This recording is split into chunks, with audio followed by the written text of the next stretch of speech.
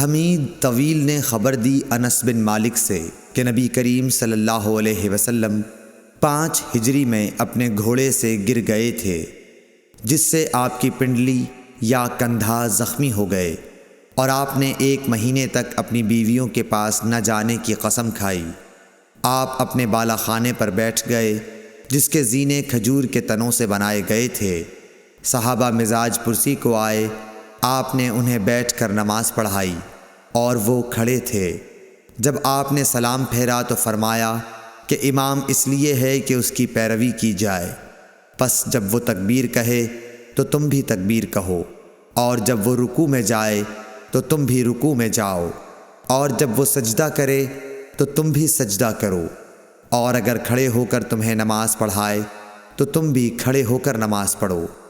اور آپ 29 دن بعد نیچے تشریف لائے تو لوگوں نے کہا، یا رسول اللہ، آپ نے تو 1 مہینے کے لیے قسم کھائی تھی۔ آپ نے فرمایا کہ یہ مہینہ 29 دن کا ہے۔